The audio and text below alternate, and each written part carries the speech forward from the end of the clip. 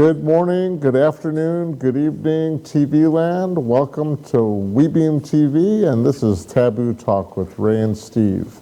I'm Ray Amanat, based out of sunny Port Richey, Florida, and my co-host, Mr. Steve Reed, is in an undisclosed safe house somewhere in Texas. Steve, happy birthday. Welcome to our next episode of WeBeam TV on your birthday. How about that? It is also Texas Independence Day, so that is the more significant historical event. I would sing to you, but I don't want to lose any viewers or anything like that. Thank you very much. So today, Thanks, Ray. You're welcome. Today's show, again, is brought to you by Heroes in Action, of which we are doing a child safety program this Saturday from 9 o'clock to 11 o'clock. It's at our headquarter location at Richie Racquet Club. So for more information, it's up on the screen. You could also get a hold of me with my contact information, my phone number, 314-570-0243. I'd be happy to share with what we're going to be doing this whole weekend.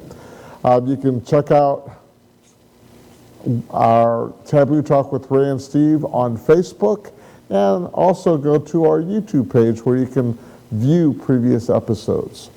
On today's show, our topic will be a long-time debate in the political world that is now being rehashed in our Supreme Court.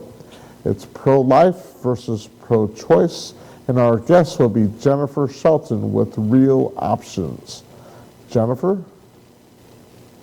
Welcome. Hi, thanks for having me. You're welcome. Welcome to Taboo Talk. Thanks for coming on.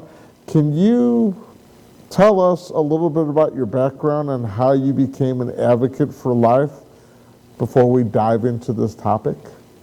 Absolutely. Well, I have worked at a pregnancy resource clinic for 18 years now, started right out of college. And one of the reasons why this is such an important topic to me is that my birth mother was 14 when she got pregnant with me, chose life, and I'm so grateful for that. And through adoption, I have wonderful parents, and so now I get to help other women understand that they do have options, and that is one of the things I'm passionate about. So, Jennifer, you pretty much set the stage, but what does it mean to you personally to be pro-life? What exactly does that mean? Yeah, that's turned into a loaded word. And a lot of times when someone talks about being pro-life, it's a political side. But to me, pro-life is really advocating for everyone to have a voice, everyone to have rights, and everyone to be valued. And for me, life starts at conception, and there is value in the child in the womb, just like there's value in the newborn and in the teenager and in the elderly. And so that is what it means to be pro-life to me. It's pro-abundant life. And so when we talk about what is important and who is important, I don't think that every person gets to decide who has value and who doesn't. And so for me, I take my value from the Bible and believe that value starts at the very beginning and doesn't end until we are gone. So, your organization, Real Options, can you tell us a little bit about how you got connected with them and how you actually became the executive director of Real Options? Sure. So Real Options has been around for about 36 years, so it's a very long time. We were one of the first, well, we actually were the first pregnancy center in Texas to go medical and to offer medical services such as ultrasounds. I found my way here 18 years ago doing our education program. I was new out of college and wanted to do some type of women's ministry, didn't know what that was going to look like. Actually came to visit a friend here in the Dallas area and called and asked if they had any openings, and my predecessor said, well, I'm leaving, so I guess you could come in for an interview. So I did, and I was interviewing for the education department. I didn't really know what I was going to be teaching on until my very first day, and my predecessor walked out the door and said, have fun being the sex lady. And I found out I was teaching abstinence that day, and it scared the bejesus out of me, but that's what I did, and enjoyed that for 10 years, and then stepped into the executive director role about 8 years ago.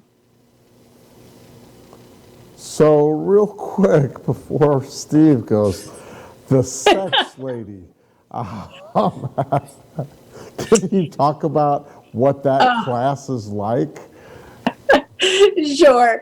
Well, the reason why I say that is I think we had an episode on sex recently, or sexuality, or we're going to have an episode on it coming up, but you might as well get us jump started into the sex lady. Well, I figure it's taboo talk. Let's just go for it full force. So, but I actually did not come up with that name, but it was widely spread when the Dallas Morning News did an article on me, and the title on the front page of the Dallas Morning News with my picture was "The Sex Lady Speaks." My mom was so proud. But basically, our curriculum is about making healthy choices, and that abstinence can be chosen. So we would go in and we talk about teen pregnancy. We would talk about STI acquisition. We would talk about how to identify abusive relationships, and encourage them that they can choose abstinence. That is a real possibility, even though it's not necessarily culturally pushed. And so I did that for about 10 years. And I know that abstinence is not something that everyone thinks it works, but I can tell you that from my experience, the overwhelming reaction from students they were so grateful someone was willing to just come in and tell them the truth, speak very honestly and openly to them. And we saw that it made a huge difference. Oh, Jennifer, you just opened up a totally different direction for me, at least. I know you caught Ray off guard as well as myself. So I want to go down this road about the whole abstinence for just a brief moment. But as you were going through the sex talk, did you find that encouraging the teens to be abstinent and having them teamed up with an accountability partner of some sort, did you find that was one of the plus sides of things? Was that an option for you? Is that kind of the direction that you guys were going? Well, I mean, I personally believe that abstinence is absolutely the best choice, safest choice, emotionally and physically. But what we found is that a lot of students, especially in this highly sexualized environment and culture, is that someone actually telling them, you know what, this is a possibility. It's not just this grandiose idea that is outdated, but it's something that actually makes sense and that can be beneficial for you. And when we go into schools, we don't take any religious rhetoric. We are very careful with that. And so we are just tackling the subject from purely a physical aspect, emotional aspect, what is best for your relationships. And just to give you an idea of, I did this for 10 years and then stepped into this role. And I was actually not too long ago, I'd been in the role for about a year, walked into a grocery store and I was checking out, and this young girl kept looking at me. I thought, okay, I know I look bad, but really what's going on? And she finally said, hey, were you that lady that came and talked about, sex in our class? And I thought, yep, that was me. And she said, I want to show you something. So she pulled out her wallet and pulled out my tattered business card. And she said, when I was a freshman in high school, you came and you talked to our class and you encouraged us to choose abstinence. And I really didn't think that I could do that. I didn't even think that that was even an option for me. I thought sex was a requirement in order to have a relationship. And she said, but because of that encouragement, I'm a senior now and I have chosen abstinence and I'm a better woman because of it. What a great testimonial. I love that. That is so cool. That is so encouraging. And it's interesting. Last week we had a gentleman on, Kevin Kirchen, that he was talking about how social media is objectifying and sexualizing our youth today. So you've been in this world, I think you said, for 18 years. In the past 18 years, have you seen more challenges, fewer challenges, different challenges? What would you say you've seen the most from your perspective? Now, I know you're not, well, I say I know. I'm guessing you're not going into the schools as much today as you used to because of the current role that you have. But are you seeing more and more problems as a result of social media and all of the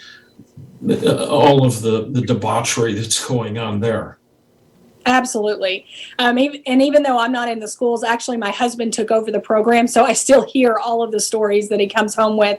And it is pretty frightening to hear what students are exposed to so very young.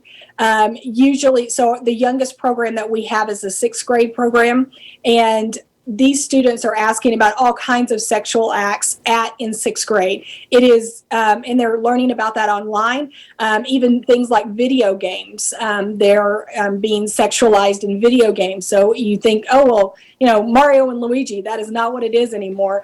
And so they're getting it from all sides, especially social media. There's just a lot of pressure to take these pictures, to send pictures to, and then these things can haunt them for the rest of their lives. We have even seen where students are graduating college, had taken inappropriate pictures, posted them online, and now they can't get a job because they're, resurfacing. So you've got multiple fights. You've got dealing with schools, trying to get your message out to the teenagers. You've got school boards that are trying to teach kids about sex at an earlier age. And then you've got the political battle with whether it's right wing, left wing. They're currently debating this in the Supreme Court. What is really going on behind the scenes on the political front? Well, for us in Texas, it's been very different because of the heartbeat bill. And a lot of states have trigger laws due to the, and with the Supreme Court decision, if Roe is overturned, then a lot of states have trigger laws as it regards to abortion. And so a lot of states are looking to us, since we are the first state that has been able to really implement an abortion ban up, to that point of gestation. And there has been some good and some bad. It has been some turmoil. People are angry, and sometimes they don't know who we are. They don't know what side we're on. And we're on the side of the women, of helping them see that they're not trapped into one decision, because that's one of the things I hear most is, I don't have another option, I have to have an abortion.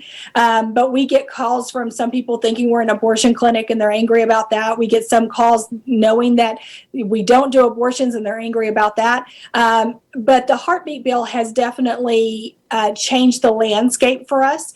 It's made us it's made us change our verbiage quite a bit, because women are in a hurry, and so we're having to help them calm down a little bit. There's also been a whole lot of ups and downs with the abortion clinics. Some of them are offering free abortions, and then they stop offering them, and then they start again. So there's a lot of confusion for the women who are calling. And then also the abortion pill has been really pushed. And so we're seeing a lot more of the devastation fallout from that a lot of people don't realize that these women are taking them at home, and then they don't have any aftercare, so they're calling us. So there's been even though things start out in the political arena, it trickles down to a real person and a real woman in that situation. And I think that a lot of the people making these decisions at the top have never even spoken to a woman who's been in that situation or who's had an abortion. Can you elaborate a little bit more about what the heartbeat bill is? Sure. So in Texas, for our viewers that don't know it, that are not in Texas. sure, absolutely. So basically, abortion is illegal or prohibited after a heartbeat is detected. Now, a lot of people will say that's 6 weeks, but there really is a range, anywhere from 5-ish weeks up to 7-ish weeks. So it's not a gestation time frame. It really is the heartbeat that they're detecting. And so that's the major part of it. But there are some, the biggest difference with our bill, and what actually surprised us was how it is enforced. And so before, there's been laws like this in other states, but there's been injunctions passed and they've never actually gone into action. And that was because it was from a legal perspective, whereas this is more from someone can sue, the individual can sue an abortionist for doing an abortion after a heartbeat is detected. So the way it is carried out is much different. So therefore, an injunction cannot happen, because an injunction would have to be against every citizen of Texas, which can't happen. So that's the reason why this law has actually been able to go into effect and stay in effect. And so the other thing about that is, if a woman has an abortion and the abortionist finds a heartbeat, she has up to 10 years to bring a lawsuit against that abortionist. Oh, Jennifer, the technology has improved so much over just the past 10 to 15 years. I remember when Roe v. Wade was first passed back in the early 70s, that they didn't have the technology capabilities that we have today. And things like sonograms were not readily available. They probably didn't look into the heartbeat aspect of things so much. One of the things that I saw several years ago was that at conception, there is actually a spark of light that flashes when the egg is fertilized, and that signifies this is the start of a new life, new DNA, new chromosomes, new everything. How do you think the education process has improved over the past few years, because we've got the sonograms that can show the baby's movement and organs and so forth? How do you think technology and education has improved the whole aspect of keeping the baby as opposed to aborting the baby? Well, the sonogram has been a huge tool and continues to be, to help a woman really make that more real for them. Because if they're not experiencing a lot of symptoms, it is very hard as a woman myself, being pregnant in those first few months. You can't see it. And so that just makes it real, is for them to be able to see that, oh my goodness, that is on the screen and that is what's happening. But I can tell you that one of the biggest differences that we have been seeing is that when I first started, the whole point was for them to see the sonogram and see that was life, and to see that, okay, if that is life, then that life is valuable. And so thus, decision for abortion is not the best solution. But now that is not the thing. Because sonograms have been out so long, most of the women who are in that childbearing age know about sonograms. They saw their own sonograms. They saw their siblings' sonograms. So sonograms are not that big of a deal to them. They know what to expect when they look at it. But what happens is now it's not so much of I need to be convinced it's a life. They actually believe that it's a life. They believe that it's a baby. But now what we're hearing more and more is, I believe it's a baby, but it's my right to kill it. And so now it's about rights versus the legitimacy of a human being. So with that said, you've got people that they're insisting they're going to have an abortion. Maybe they come to your clinic by mistake. I don't think that's a mistake, but they come in, they're talking with you, one of your counselors. What do you do for that person? What do you say to that person they are dead set, I am going to get an abortion. I thought this was an abortion clinic. What's your normal process of encouraging them to keep the life instead of going through with the abortion? Well, first, I just want a little caveat. We always tell all of our clients that we don't do abortions. So we don't do a bait and switch, get them in the door, and then say we don't do them. We tell them up front. And so I say that because a lot of our opponents will say you're not honest with your clients. But the other thing is that when we set them down and we try to get them to think through, we actually give them a decision aid for them to fill out. And every woman who gets pregnant, she has 3 options. Doesn't matter who you are, how much money you make, you have 3 options: adoption, abortion, or parenting. And so we put those 3 options down and ask them to tell us what is beneficial and what is harmful about each one of those, and how important those things are. And a lot of times these women have never really sat down and thought through each one of those. They just felt like, okay, I've got to do this, or someone's telling me to do that. And they've never had a moment to just process. So first of all, we give them the space, the safe space to process that information. And second of all, we help to counteract whatever objection they have. For instance, what I said earlier, most women who come through our doors, the thing that we hear from them is, I don't have a choice, I have to have an abortion. Maybe it's, I don't have a choice because I don't have enough money to have this baby. I don't have a choice because the dad's going to leave me. I don't have a choice, my parents are going to kick me out. I don't have a choice, I don't have a job. And so what we try to do is say, okay, here's all the objections. If we can help you with services to counteract those things, how would you feel about having this child? And most of the time it is, I would consider it. They just feel like they're backed in a corner and there's nothing that they can do about those objections. And so one of the things that we can do is say, okay, how do we link arms with our community in order to take some of these things away, lift some of this burden for you so that you don't feel like you have to abort your child. You feel empowered to become a parent. Psychologically, dealing with somebody that wants to go through an abortion, that has been a victim of rape, incest, abuse, an abusive relationship. How do you navigate them through the traumas? Do I give birth to this baby that was forced on me? It wasn't my decision. And when they're born, they're a reminder of the person that did this to me. How do you talk to them about that?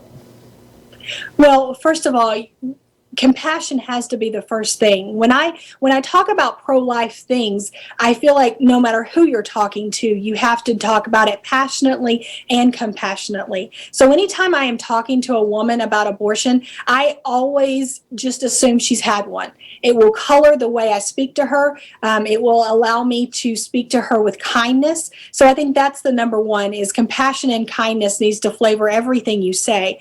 But the second thing is, I just want to point out, you hear this from a lot of people on the other side. Oh, I can't, I'm pro-choice because what about the, instances of rape and incest, which, by the way, is horrific, and I am in no way saying that is okay. But out of all the abortions in the United States, rape and incest cases are less than 1% of all of the abortions that occur. And so this is a rare occasion. I just want to point that out. All of the rest of them are for other things, usually finance, convenience, timing. So, but as far as a woman who comes through who has been through that horrific ordeal, you first want to get them professional counseling. You want to make sure that she is taken care of, that the grief and trauma is being addressed. But the other thing, I actually heard a woman speak one day, and it absolutely changed my perspective of this part of the topic. She had endured a horrific gang assault. So there was about 4 or 5 guys who were captured in that assault, and she became pregnant because of that. And everyone, family, authorities, all were encouraging her to abort. She chose to carry this child and to have this child, and then she went to court to stand trial and to testify against these men who had brutally assaulted her. And I heard her her testimony after the court and the decision, and these men got, I believe, 15 years each. And she said, what would bother me more is that I would have aborted my child, I would have killed my child, and my child would have had the death penalty when the men who did this to me only got 15 years. And she said, I feel like an abortion on top of that would have been a second violation and a second trauma and would only have exasperated it. So when we are talking to women in these crucial situations, we want to first get them professional counseling and help, but also help them to understand that abortion can actually be a secondary trauma on top of the trauma they've already experienced. Wow, that's mind-blowing. I was going to get into if you have any personal testimony concerning an unexpected pregnancy, and that's the biggest testimony right there. Steve, you want to go on to your point of view? Sure. One of the things when I'm working with different people, I've worked with a lot of women over the years in my coaching practice that have dealt with rape and incest and molestation and those sorts of things. And they talk about the emotional bondage that they found themselves in because of that violent behavior pattern from somebody else. And one of the biggest challenges that they have is going through the whole process of forgiving the people that have violated them.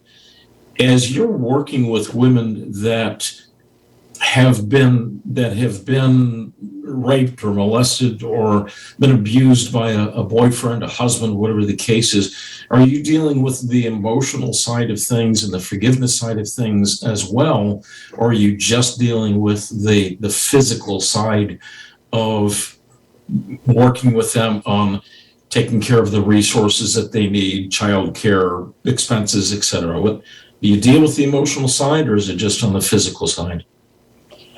We absolutely believe that every person who walks through our door is physical, emotional, and spiritual, and we're going to deal with them in those three areas because we believe that all of those things matter. If you just concentrate on one, you're missing a huge part of the equation. So we have actually, Real Options has partnered with a local counseling group, and we can provide ongoing professional counseling to all of our clients free of charge for as long as they need. And that is very important to us that they get that help that they need. Because a lot of times, even if it's not something horrific like assault or an abusive relationship, most of the women who walk through our doors, there is something underlying. It is not just the crisis pregnancy. There is something else that has happened, and we want to get to the root of that so that we can get them to a healthy place emotionally. Another way that we help with the emotional part of that is we have an abortion recovery group. So women who've experienced abortion can go through a group of healing and restoration. It is faith-based. We believe that there's a lot of this that ties into our faith and how we feel spiritually, especially those who are Christians. A lot of times they will feel like this is the sin that God can't forgive, and that is not true. So being able to walk them through that healing process as well is incredibly important to us.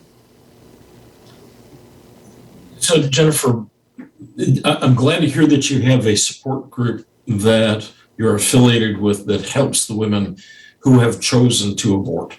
And I know you've got the support system that's in place, and I'm sure that there are financial contributors, people that are helping out, whether it's diapers or formula or part-time jobs, whatever the case is, or just literal, here's some financial support for you. All of that is geared towards the women. What are you doing for the men?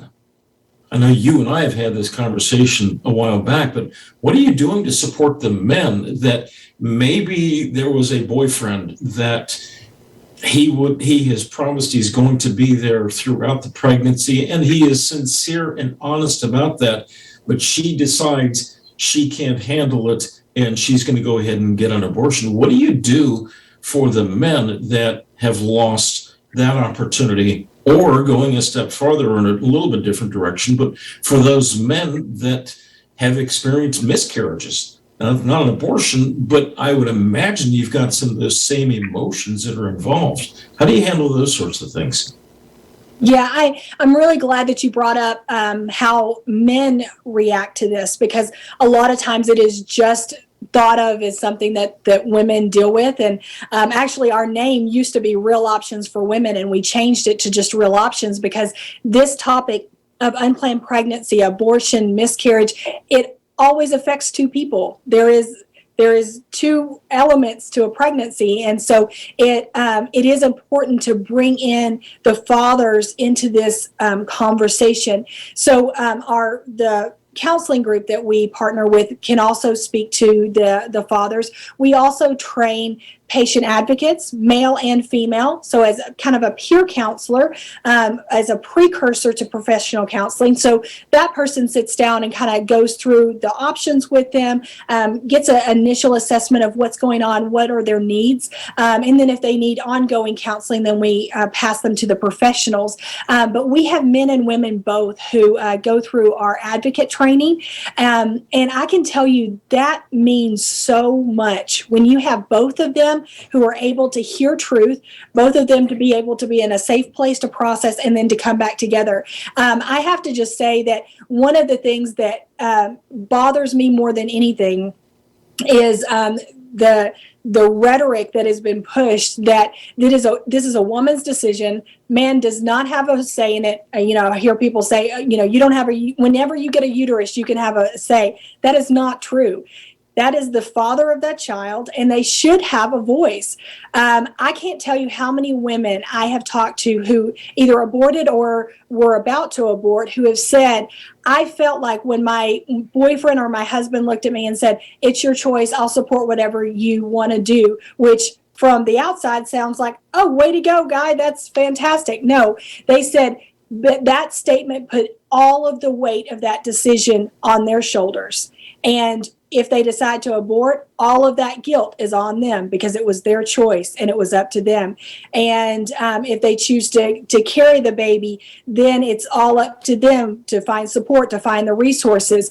And so I think that rhetoric has really isolated women and made them feel like it's their choice. And then for the men, that same rhetoric, especially from the abortion clinics, and even legally, a man does not have a say. If a woman chooses to have an abortion, even if they are married, if the husband wants to keep the child and the woman wants to have an abortion, he has absolutely no legal rights in order to help to make that stop. So we have had men call in tears that their child had been aborted and they absolutely could not do anything about it. And the only thing we can do is support them emotionally through counseling, through grief counseling. But it is a shame that men have been closed out of this conversation when they are just as valuable. Okay, so let's go back to your original scenario. You're in a classroom or in a school setting and you're giving the quote unquote sex talk. And you're talking about abstinence. Do you get into the whole issue of men's responsibilities? Guys, you do stupid choices, then you're going to need to suffer the consequences as well. Poor choice of words. It's not consequences, but you have to step up to the plate and assume responsibility. In your programs, when you go into the school settings or churches or whatever the case is, community groups, is that something that you talk about as well? Is not only does the girl have choices and responsibilities, but does the guy have responsibilities as well in this whole scenario? So I guess summing it all up, you're talking about abstinence with the girls, or are you talking about abstinence with the guys as well? Absolutely. In fact, I think that is so important.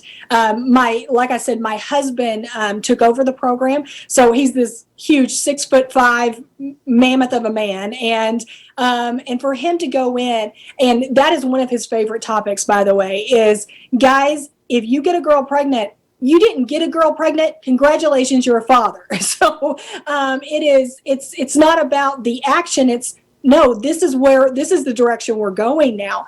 And so he really tries to encourage them to step up, to be a father, to be a man, and what we've seen so often is many times these boys don't have a male figure in their life. They don't have a father figure at home. They don't have someone speaking into their life. They don't have another man saying, no, you are going to make the right choice. You can do this. You can stand up. You can be the responsible man that I know you can be, because society will say, oh, well, they're just going to take off. Well, and we feel this way about abstinence too. If you raise the bar here, that's all they're going to shoot for. If you raise it up here, more than likely they are going to strive and get there. And so that's the same thing with abstinence. I'm not going to lower the bar just because I don't think that they're capable of it. We're going to raise the bar for men and women, for boys and girls, because they can make good choices. In fact, when I used to go into the schools, I would say to them, do you know that people say that they don't think I should be here? They don't think that you can choose abstinence. They don't think you're strong enough. They don't think that you have self-control enough. They don't think you can do that. Do you know how mad they got when I would say that, and how it changed the whole conversation? Well, yes, I can. I can make good choices. They just needed someone to raise the bar. And I love that my husband's able to do that man to man as a father figure, even if it's for a short amount of time in these classrooms. It makes a huge impact. Jennifer, tell your husband thank you. We don't have enough men, real men, that are in our society today that are stepping up to the plate. So, Ray, what else do you have? So, Jennifer, on the flip side, can you share with us, when someone who has had an abortion, how they handle that decision afterwards? Sure. Now, what goes through their mind? I'm sure it's a feeling of loss, or I don't know. Every person reacts differently. So I mean, I can tell you a few different stories, but by no means is this a blanket reaction. In fact, most people, once they've had the abortion, there's a sense of relief. Okay, I don't have to worry about this anymore. And then the regret and the anger and the grief starts coming in. One of the things that we've heard quite a bit is if someone has had a suction abortion, it sounds very much like the drill you hear at the dentist or a vacuum cleaner. And so they think, oh, I'm just fine. And then the next time they hear that sound, they have a flashback and they are thrown back into a grief cycle. We've had actually the woman who leads our abortion recovery, her and her husband had an abortion while they were in college. Both Christians, but didn't want to disappoint their family, didn't want to, have to quit college. So all of these different things, they had an abortion, didn't tell anybody. And most of the time, when a couple has an abortion, that's usually the end of their relationship. Relationships rarely survive after abortion, but they stayed together, they got married, but there was so much guilt, so much anger, and she had a lot of anger at her husband because he said that very thing I was telling you about. It's all up to you, I'll support you, whatever. And she was so angry that he didn't step up and say, no, let's keep this child. I will help you. And she started doing everything she could in the church. I'm going to make up for this mistake. I'm going to make up for this sin. And threw herself into all of these, worthy causes, but was absolutely just withering inside. Her marriage was on the rocks. They didn't know if they were going to make it. And then she found our abortion recovery, went through it herself, and found freedom, found forgiveness, found a way to be able to reconcile with her husband, be able to tell him some of the things that she hadn't been able to speak about before. And she was able to name her child. She was able to have a memorial for her child and honor that life. And that was the turning point for her to be able to walk in freedom instead of condemnation. And now she leads the program to help other women do the same. Jennifer, That's wonderful. you keep opening up new cans of worms and new directions. Back in the 80s, I was married to somebody else, and and she couldn't carry a child to term. And we went through at least 4 miscarriages. And I will tell you from an emotional perspective myself, that was devastating. I really wanted to have a child. I wanted to have multiple kids. And I would get so frustrated seeing people in a grocery store or a Kmart, Walmart, whatever, just being verbally abusive and physically abusive to their children. I asked the question, God, why them and not me? And I carried that remorse and that grief for a number of years. And about 12, 13 years ago, I went through a grieving process that was unlike anything I had ever been through before. And I actually took the time to relive what it would have been like if those kids had lived, and went through the process of them learning to walk and going to kindergarten and riding the bus to school and taking them on their first date, or not taking them, but those kinds of things, and going through the naming process itself. How do you see those sorts of things? How do you see that helping those women, those men and women, deal with the aftermath of the whole process, whether it's divorce, abortion, or if it is a miscarriage scenario? How do those sorts of things help? Well, there are a lot of similarities to the grief between miscarriage and abortion. I actually went through our abortion recovery program myself, not because I'd had an abortion, but because I had suffered 2 miscarriages. And so often, that is a pain that no one sees. So you have the miscarriage, you have the abortion, you don't have this, you don't usually have a funeral, you don't have a time to grieve, and people just expect you to move on. And so there's not a set amount of grieving time or a safe place to grieve, which I think is really when we start stuffing, and then it bubbles back up at unexpected times.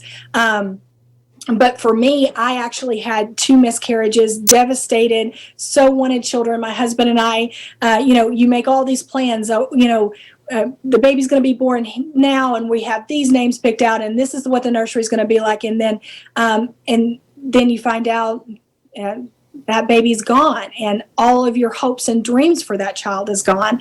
And I went through 2 miscarriages and was coming back to work, and I was really trying to figure out, how do I have compassion for these women who don't want their children, and that's all I desperately want. And I was really having to grapple with the Lord on that. And I came into work probably about a month after my second miscarriage. I was still in the throes of grief.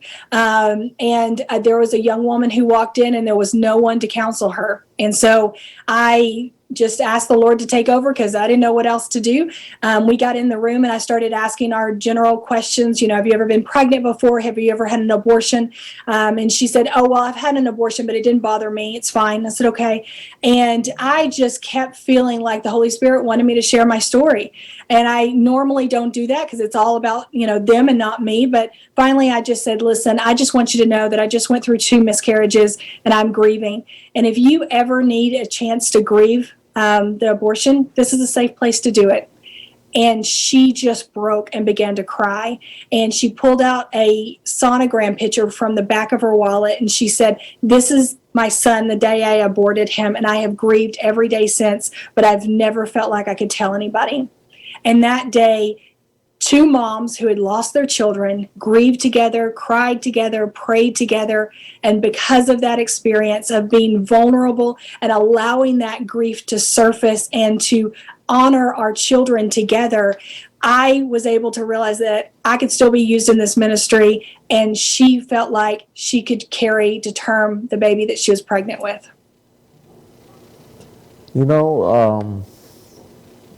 My dad had shared a story with me a long time ago. My dad was a psychiatrist, and he had a close friend of the family. Him and his wife had a miscarriage, and the wife was just going through all the emotions. She was nonstop crying. And the husband would go to my dad and say, can you give her something? Is there something that you can do? She just doesn't stop crying. She's, I don't know what to do, as the husband or the father. And my dad had said, have you grieved for the loss of your child yet? And he says, no, I'm trying to be strong for my wife. And, my dad more or less said, grieve.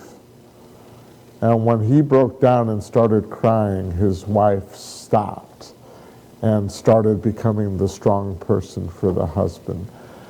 So the grieving process is a big portion of whether it's a lost pregnancy or an abortion, and I applaud you guys for what you do with everyone.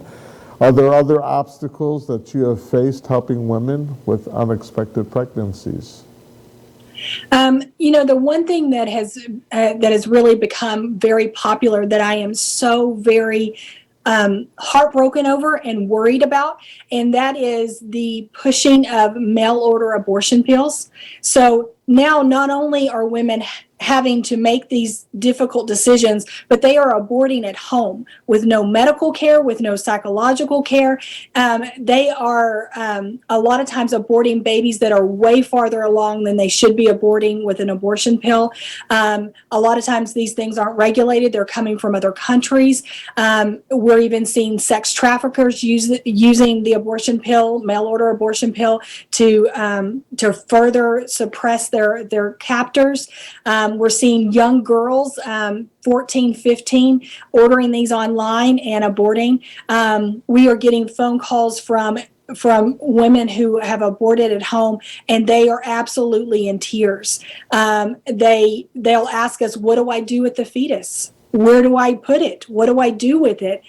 And no one is talking about the psychological effects of what's happening now. But there's all of these, news programs that are saying, "Oh, this is such a great thing for women to have more access to abortion." But in reality, it is. To me, it's neglectful to women's health, to their emotional well-being, and really just legally, it should. I think that you're encouraging young children to be taking something they shouldn't be taking, and captors to be able to further suppress people. So that's probably my biggest concern right now that is being pushed.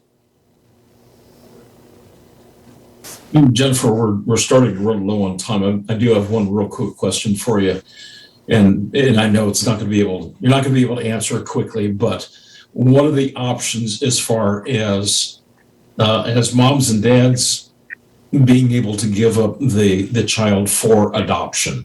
Or do you have those kinds of resources if that is the choice, if that's the direction the mom wants to go, the mom and the dad?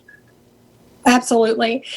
So there are plenty of adoption agencies, especially in our area, but we have narrowed them down to about 5 that we have vetted. We know that they're going to be taken care of well. One of the vetting processes we have is that the adoption agency has to provide ongoing counseling to the birth mother for indefinitely. That's super important. Also, that open adoption is a possibility because we believe that could be a beautiful thing when done correctly. So yes, adoption is something that we definitely want to advocate for. We even have adoption profiles in our counseling rooms.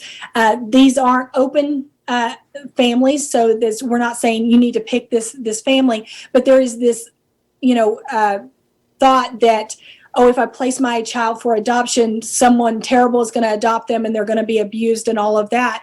And we want them to see the quality of types of people that they could choose from and the rigorous things that these parents have to go through in order to even be placed on the possible parents to adopt their child. And just being able to see an example of one of those has really opened up the conversation. Also, just from a verbiage perspective, we never say give up your child for adoption. We actually talk about adoption as another parenting option. You are not giving up your child. You're not giving up your responsibilities. You are choosing the best parent you possibly can to give the life to your child that is more than you could ever do for them. And so it's a way of parenting your child, especially through open adoption, when you can still have a relationship with them. So I think adoption is a beautiful alternative that allows a woman to continue on the path she wants to continue on, but also allows her to give life to her child. Jennifer. So Jennifer, there are a lot of organizations like yourselves that are out there. I mean, none obviously just like Real Options, but there are other organizations that are supporting life and the choices that women and men have to make. But what are some of the needs that you guys have, and how can our viewers help you and help other agencies like yourselves? Well, I would say get involved with your local pregnancy center. There are ones almost everywhere. You can find one, but that is boots on the ground. If you really want to make an impact in this arena, it is through your local pregnancy center. You can look them up, go visit them. We definitely, have slightly different things that we do, but for the most part, it's about loving on the men and women who walk through our doors. And so, first of all, I'd say get involved with your local pregnancy center. And there's also different levels. Some people want to do face-to-face the people that are in the situation, but also politically, if you want to get into the political realm of fighting for the rights of the preborn. I think that that's incredibly important too. And then also just being able to share with your community more. I think there's so much misinformation on social media about life and life issues. And we need to have intelligent and respectful conversations, and just being able to open up that conversation in your community is a win. So I would say get involved, speak up, and get educated about the subject. And this is our website. If you want to get involved with Real Options particularly, you can do that at the top. There's a Join Us button. You can even see from our last banquet there. But you can get involved with us by being a patient advocate, being an admin, a medical volunteer, lots of different ways to get involved. And then, of course, just financially getting involved. We run on just the generosity of the family of God and the people around us. And so that's another way to get involved. Even if you can't give of your time, maybe God has blessed you with finances and you can give of that. Thank you, Jennifer. Thank you so much, Jennifer, for your wealth of knowledge and bringing your passion to our viewers. Hopefully your message resonates with a lot of people, and if they don't reach out to your organization, that reach out to an organization that is similar to yours that can kind of give them the guidance and the help that they need. We are running low on time. Next week's topic, and Steve has been egging me on this, is going to be about bullying with yours truly, me being the anti-bully guy. So I expect to have a lot of good conversations, or with Steve trying to stump me with questions on the topic of bullying. As a reminder, our sponsor is Heroes in Action, which is a nonprofit organization designated to violence prevention education and anti-bullying. We're doing a workshop this Saturday at our headquarters based in Port Richey, Florida, from 9 o'clock to 11 o'clock a.m. It's for kids ages 6 through 12 or even 14.